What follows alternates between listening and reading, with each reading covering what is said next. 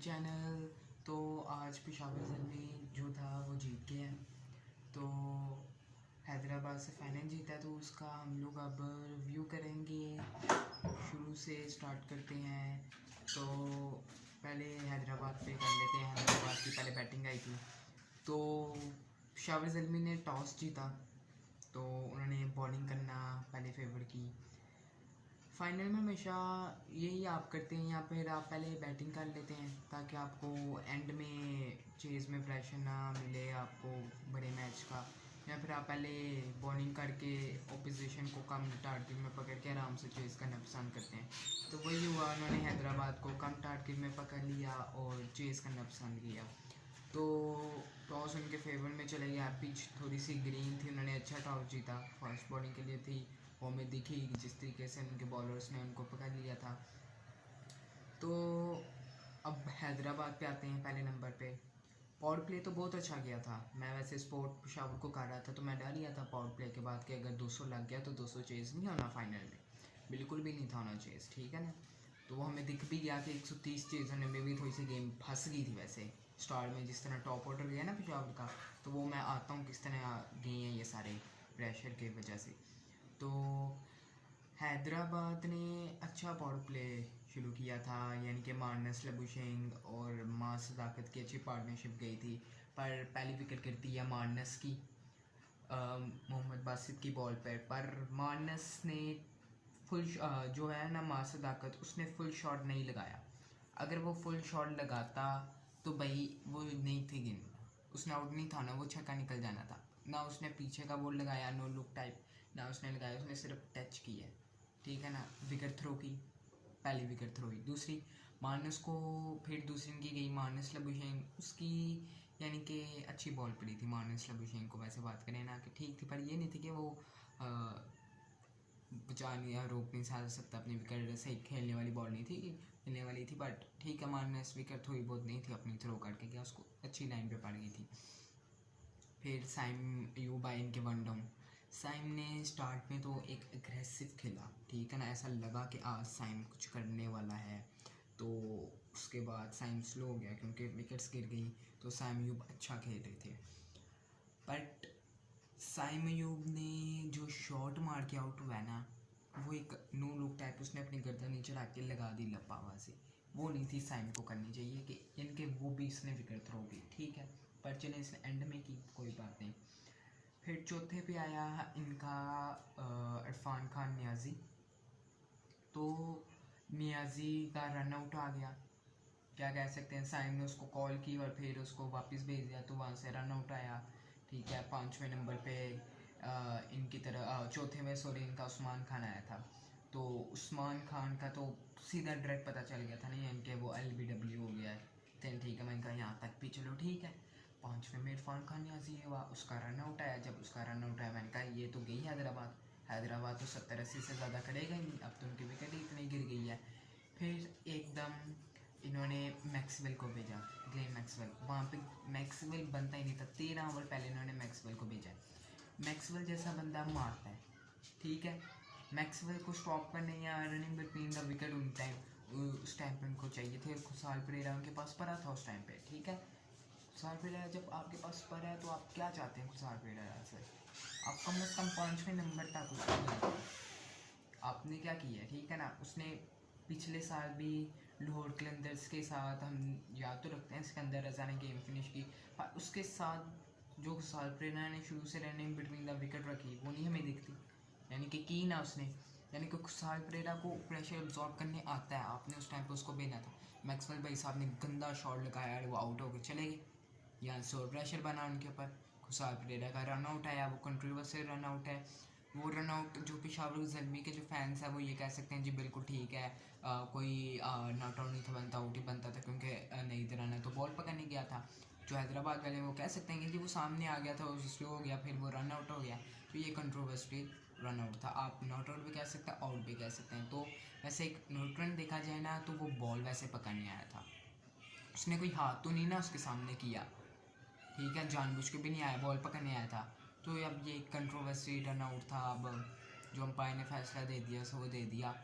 तो उसके बाद हसान खान, हसन खान ने जिस तरीके से शॉट मारा है ना, अच्छा इनके जो ऑनर थे ना हैदराबाद के, ये कहते थे कि हसन खान है वैसे पाकिस्तानी पर खेलता पाकिस्तान की तरफ से नहीं है वो, ठीक है ना। तो इनके ऑनर कहते थे कि हमारे जो है ना पाकिस्तानी प्लेयर, बट उनका माइंड सेट उनकी तरह नहीं होगा, वो बाहर की कंट्री की तरह होंगे, यानी कि अमेरिका से खेलते हैं वो, यूएसए से। तो उन्होंने कहा सॉरी मेरे ख्याल से यूएसए से शायद खेलते हैं जी, यूएसए से खेलते हैं। तो उन्होंने कहा कि इनका माइंड सेट अलग होगा, आप देखेंगे हमारे लोकल प्लेयर्स को मारते हुए। ठीक है यार, वो मारने गया, बट एरन हार्डी ठीक है मीडियम फास्ट बॉलर है, बट है तो फास्ट बॉलर, ऑस्ट्रेलियन बॉलर है वो। क्या आप पागल हो इतने कि आपने उसने बॉल भी नहीं करवाई, आप पहले स्टेप आउट लेकर हो ही ना भी आउट, और कुशाल मेंडिस ने कैच भी उसका बहुत अच्छा पकड़ा था। तो वहाँ से आपने विकेट, वहाँ से रनिंग बिटवीन द थोड़ी सी विकेट रखनी थी भाई। आपको जब पता है कि साइम हसन खान के बाद कोई भी नहीं हमारे पास, तो वहाँ से थोड़ा सा बंदा वेट कर लेता है, अपने नर्व्स पे कंट्रोल करता है। इसी को तो कहते हैं क्रिकेट, पेशेंस में कंट्रोल रखना अपने, जिस तरह साइम ने रखा उस तरह रखना था आपको। फिर इसके बाद जब विकेट गई तो साइम भी फंस गया जी, अब मैंने मानना है कि सिंगल डबल करनी है। फिर वो अंत तक सिंगल डबल करता रहा।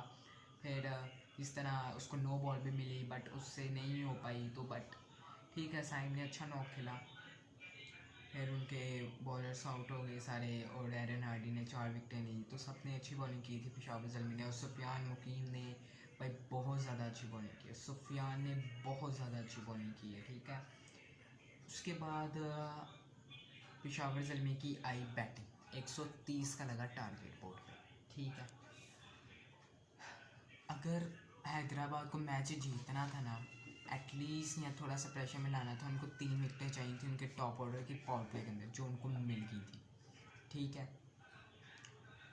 मोहम्मद हारिस ने पहली बॉल पे जो स्ट्रेट ड्राइव मारी वही दूसरी बॉल थी, बट अगली बार वो अक्रॉस खेलने चले गया। गलती की उसने, आप लोगों ने करवाई उसे, उसने कर दी, विकेट गई थी। इनको 3 विकेटें चाहिए थी, बाबर आजम की, कुशाल मेंडिस की और मोहम्मद हारिस की, तीनों इनको मिल गई थी। मोहम्मद हारिस ने गलती करनी थी, मुझे पता था, वो गया। बाबर आजम का वैसे पता था, आप लोगों को भी थोड़ा बहुत माइंड में होगा कि यार ये बड़े मैच का प्लेयर नहीं है, ये आउट हो जाएगा, इतना रन्स नहीं कर पाएगा। बट आज टारगेट कम था, वो टारगेट ये था कि वो 40 पे 50 करने वाला बॉल टारगेट था, ठीक है ना। बट बाबर आजम आउट हो गए पहली बॉल पे, प्रेशर ही नहीं एब्जॉर्व कर पाए। उस टाइम पे जब बाबर गए हैं, उसने पेशावर को प्रेशर में छोड़ के गए हैं, वो 2 विकेट गिर गई थी उस टाइम पे उनकी, ठीक है। तो वो बिल्कुल दिखा कि 4th स्टंप की बॉल है, आउट स्विंग गया है, आप बिल्कुल ड्राइव मारने चल दो अर्ली ऑन, पहली बॉल पे आप पहले ओवर की, क्या आप खेलना चाह रहे हो, ये दिखा क्लियर प्रेशर आपके जो है ना चेहरे पे। फिर उसके बाद कुशाल मेंडिस का कोई फुटवर्क नहीं था, उस बंदे का कोई फुटवर्क नहीं था, बॉल कोई उसका एक्स्ट्रा ऑर्डिनरी नहीं पड़ गया, ठीक है ना, कोई एक्स्ट्रा ऑर्डिनरी उसको बॉल नहीं पड़ा, फुटवर्क था ही नहीं उसका। तो ये दिखा कि इनके तीनों पहले प्लेयर प्रेशर की वजह से आउट हुए हैं। तो अगर हैदराबाद 170 या 80 कर लेता ना, थोड़ी सी गेम बन सकती थी। फिर इसके बाद आई जी उनके कीवी प्लेयर इनके माइकल ब्रेसवेल। तो माइकल ब्रेसवेल ने आउट होना ही था, कीवी प्लेयर है, न्यूजीलैंड से है, और आपको पता है जिस तरह न्यूजीलैंड चोक करता है, ये भी वैसे चोक करते ही हैं साउथ अफ्रीका की तरह।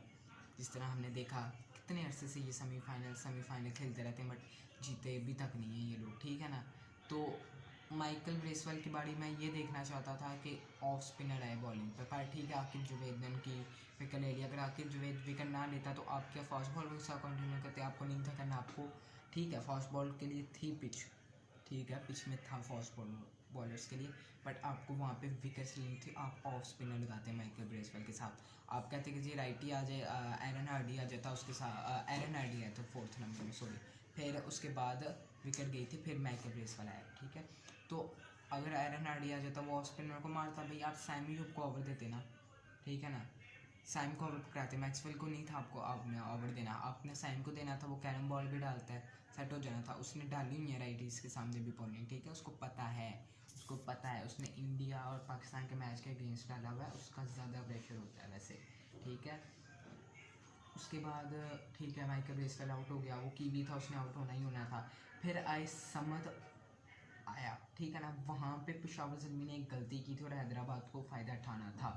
पावर प्ले के साथ बाद ही मार्नस लबुशेन ने मिडॉन भी पीछे ले लिया, मिड ऑफ भी पीछे ले लिया। भाई अब वो चाहता है अब्दुल समद के मैं सिंगल डबल करूँ और एरन हार्डी को स्ट्राइक दूँ, आप दे रहे हो भैया, मिड ऑन मिड ऑफ अंदर करो, आपको जब पता है वो हीटर है, उसकी है ही गेम यही है, उसकी स्टॉप नहीं है, आप स्लिप लो उसकी बारी, ठीक है ना, आप उसके प्रेशर बनाने की कोशिश करो, उसको दिखे यार फील्ड अंदर है, मैं ऊपर से लगाने की कोशिश करता हूँ, बेशक चले जाते बट आपको विकेट तो मिल जाती, एंड में गई है ना, गेम साइड की है ना, तो आप ट्राई करके देख लेते, क्या पता आपको विकेट मिल जाती। और वहाँ पे अब्दुल समद नहीं था बनता, बिल्कुल नहीं था बनता, आपको फरहान यूसुफ भेजना चाहिए था, ताकि वो टेक्निकली एक प्लेयर है जो सिंगल डबल करता है रेनाल्डी के साथ, यहाँ से और ज़्यादा प्रेशर बन सकता था, ठीक है। तो फिर इसके बाद एरन हार्डी को भी ये लोग चाहते तो आउट कर सकते थे, ऑस्ट्रेलियन प्लेयर था, उसने मारना ही मारना था मैक्सवेल की तरह, ठीक है ना, तो आप उसको भी कर सकते, बट उन्होंने मैच ख़त्म किया, तो पेशावर ज़ल्मी एक बाबर जीत गया अपना दूसरा टाइटल, और Babar Azam as a captain अपना फर्स्ट टाइटल जीते हैं, तो मुबारक को पेशावर ज़ल्मी को बहुत ज़्यादा, बट हैदराबाद को नाराज़ नहीं होना, रोना नहीं, दुख नहीं करना, क्योंकि उनका डेब्यू पीएसएल था और वो इधर तक पहुँचे, जिस तरीके से उनकी स्टोरी है ना, वो जिस तरीके से पहुँचे हैं ना, ये एक बहुत ग्रेट स्टोरी है उनके लिए, ठीक है ना, उनको बिल्कुल ज़रा दुख भी नहीं करना।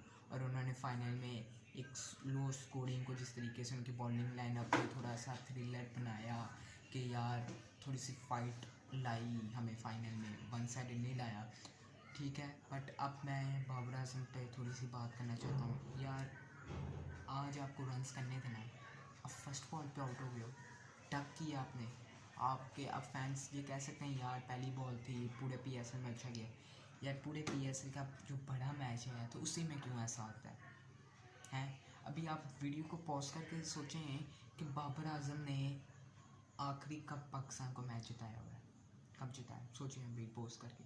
मुझे तो 2019 का न्यूजीलैंड वाला मैच याद आता है जो उन्होंने जिताया हुआ है, ठीक है, उसके अंदर एक आधी छोटी मोटी नौकाई होंगी, ठीक है, पर जो अपने 100 मार के one of the greatest knocks में आए, जिस तरह कोहली की आती है 2022 की मेलबर्न में, one of the greatest knock थी वो उसकी मेलबर्न में, इस तरह की नॉक्स क्या बाबर ने खेली है? न्यूजीलैंड के अलावा तो नहीं उसने कोई खेली, ठीक है। बाबर आजम चलिए ठीक है, हम कह सकते हैं जी बैड लक था आपका, जस्ट बैड डे, बट अब आपकी बांग्लादेश सीरीज़ आ गई है, यहाँ पे हम आपको देख लेते हैं आप स्पिनर्स को किस तरह खेलते हैं, बट यह कि आपको कॉन्फिडेंस ज़रूर आया होगा, बाबर आजम को कॉन्फिडेंस आया है, उससे हमारा फ़ायदा होगा कि 2027 के वर्ल्ड कप में कि बाबर आजम रन्स करेगा। तो अगर आपको, अब मुझे आप इजाज़त दें, अगर आपको मेरी वीडियो पसंद आई है तो मेरे YouTube channel night cricket and study को सब्सक्राइब कर लें, और इस तरह के आपको मज़ेदार प्रीव्यू और रिव्यू मिलते रहेंगे। अपना बहुत ज़्यादा ख्याल रखिएगा, अब मुझे इजाज़त दें, अल्लाह हाफिज़।